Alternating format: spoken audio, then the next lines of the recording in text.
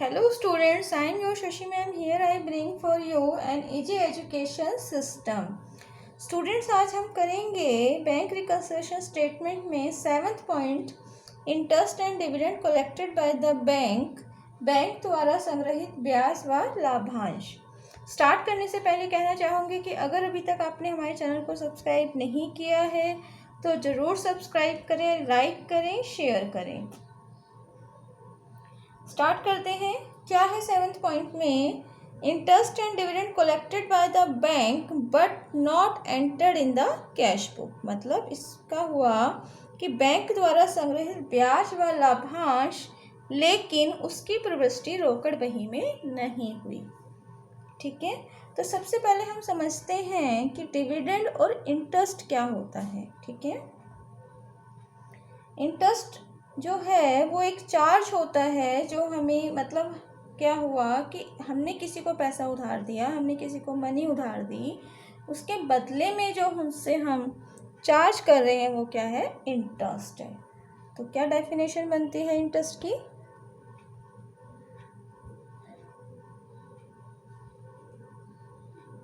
Interest is the charge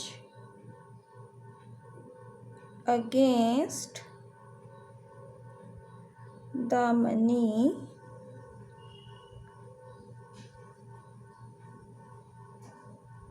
lent to the borrower। मतलब हमने किसी को पैसा उधार दिया और उससे हम क्या ले रहे हैं? इंटरेस्ट ले रहे हैं। एक उदाहरण ले लेते हैं। हमने किसी को दिया ₹1 लाख, ठीक है, एट द रेट ऑफ 2%। मतलब हमने 2% इंटरेस्ट पर किसी को 1 लाख रुपया दिया। ठीक है, कैलकुलेट कैसे करेंगे इसका इंटरेस्ट वो भी आपको समझा देती हूँ। हमेशा जब भी परसेंटेज कैलकुलेट की जाती है ये इसका फार्मूला होता है। 0 से 0 कटी, कितना आया? ₹2000। तो ये ₹2000 जो हम ले रहे हैं वो क्या है? इंटरेस्ट है।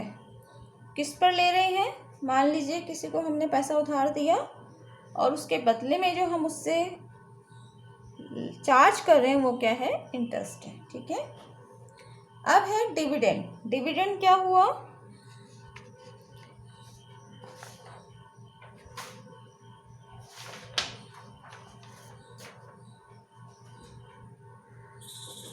A dividend is the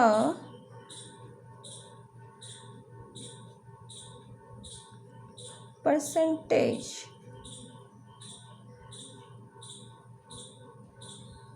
of profit distributed।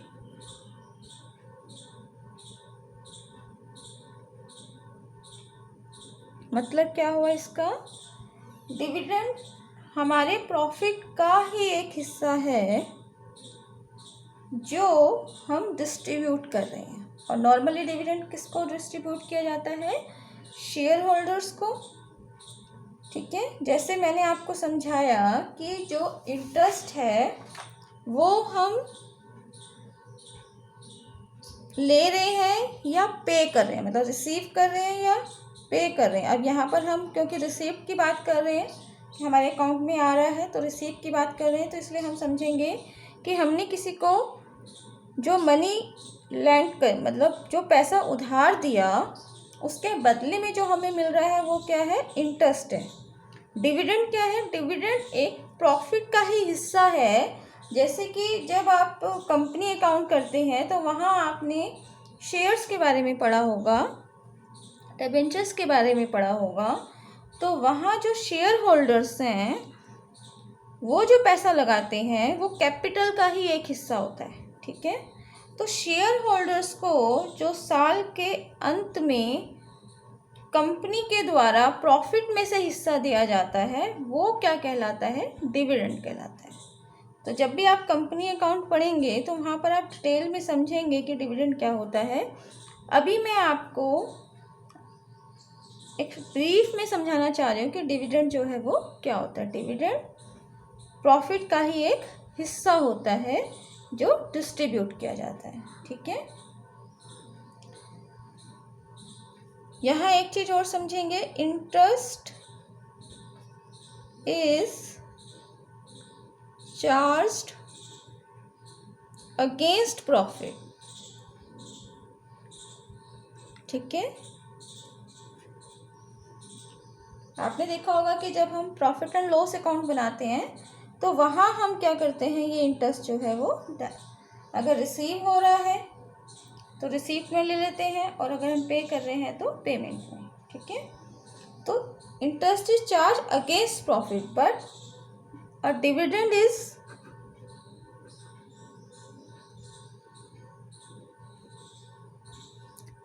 is the proportion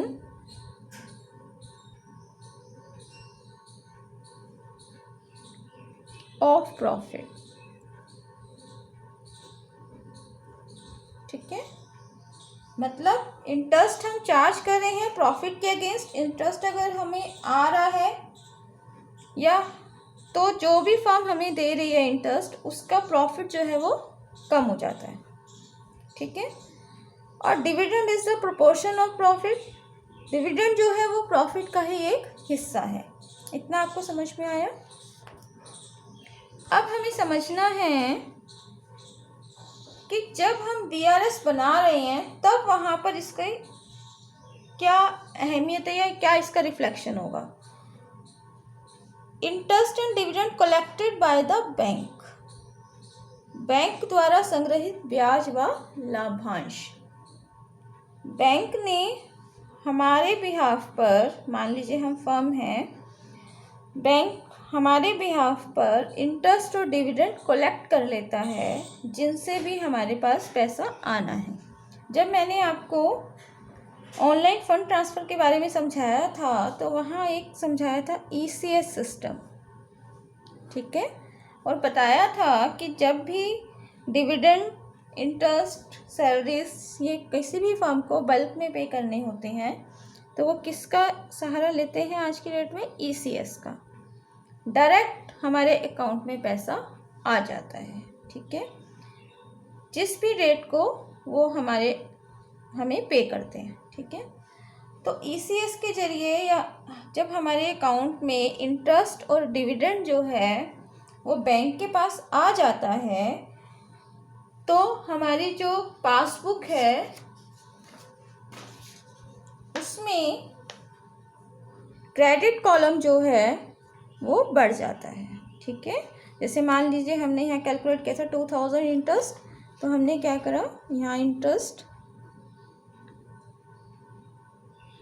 और जो भी इंफॉर्मेशन होती है सारी यहाँ लिख दी जाती है कि कहाँ से आया, किस कंपनी से आया, और हमारे जो पासबुक है उसकी क्रेडिट अमाउंट जो है वो बढ़ जाती है।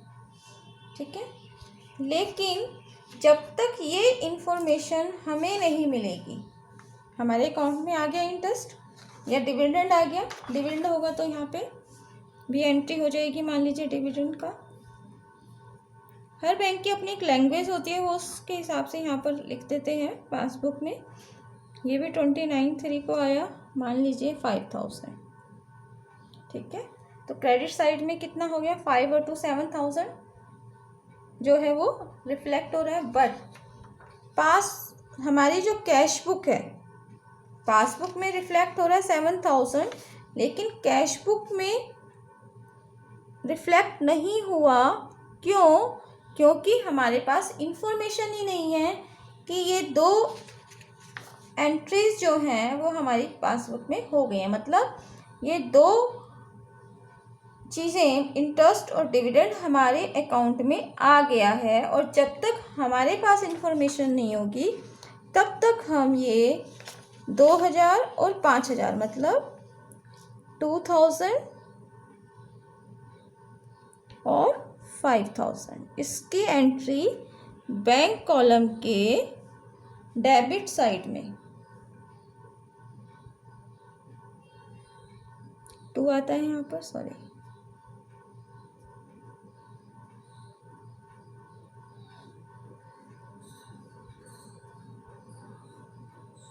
यहाँ पर हम इसकी एंट्री नहीं करेंगे। अगर हमें पता चल गया होता तो हम साथ के साथ ये एंट्री कर देते।